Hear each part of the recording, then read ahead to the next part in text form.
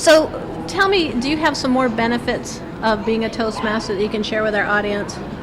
I think that it is an organisation that can pull you out of your work and out of your family and give you another perspective on life. So in the end, what happens is that while you're so busy at work and doing things there, and you're so busy with your family, you sometimes need something else to be able to relax you and to broaden your mind. But the funny thing is that while you're doing that, while you're relaxing and while you're broadening your mind, you're gaining skills that you're going to end up taking back into your workplace to make it so much easier at work. And also, you're gaining skills that you can take home, like saving the evaluation skills and saving a marriage. Exactly.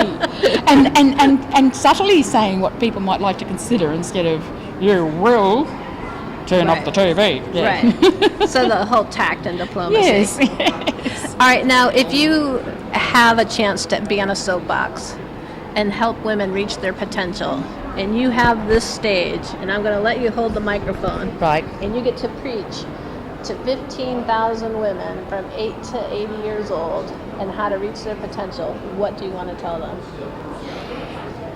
When I first started work, women were expected that once they married, they would leave their jobs and they'd stay home.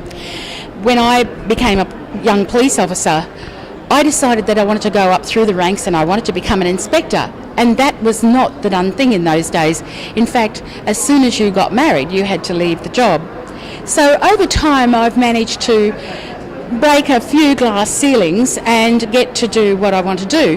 But one of the important things that I've noticed over time is that some women think that in order to be able to be the equal of a guy, they must act like guys. And I think what the important thing is that we should remember is that we as women bring a different perspective to the world. We think differently, we act differently. That is a fact of life. And I think we need to have confidence in that and understand that we can bring a different perspective to our world just by simply being ourselves and by having confidence in knowing that we can do things. I used to have a young sergeant who said to me, well, I don't know why we should hire that housewife as an AO2, an administrative assistant, because she's been at home for the last 15 years. And I said to him, while she's been at home, mate, she has been a financial manager, a time manager. She's managed to sort out arguments in the family. She's planned meals and planned holidays and done all sorts of things. She's got all the skills that you've got. They're just in a different perspective. So I think we need to understand we bring so much to the world.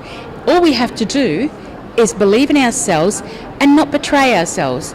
Be true to ourselves. And that way we can go anywhere.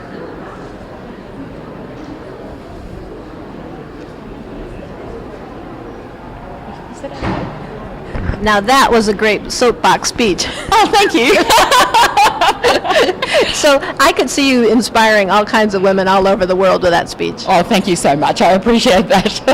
I think that I was looking for role models when I was younger and I couldn't find them, and certainly not in my job.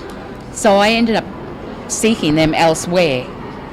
And often my role models were guys. And I did. I got tough at one stage and I could swear and drink as good as any guy around the place. But after a while, when I got a bit more mature, I realised I don't have to do that in order to be able to prove myself. Yeah.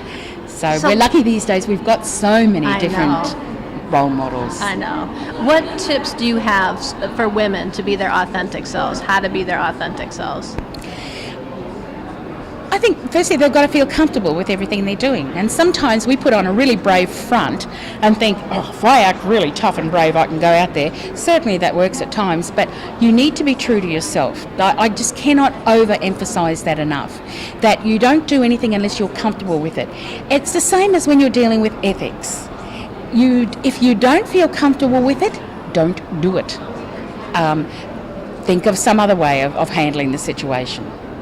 Well, thank you. So do you have any last words of advice for our audience? I think that women can do so much. But I also think at the same time we need to understand that we have partners and they're the guys.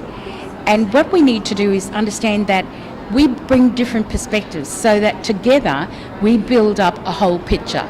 If it's just women, then we're going to be missing out on some different colours and some different perspectives. So some balance. Yes, a good balance. But we have just so much to offer. Well, thank you so much, Claire, for being one of our incredible women interviewees. Thank you for inviting me.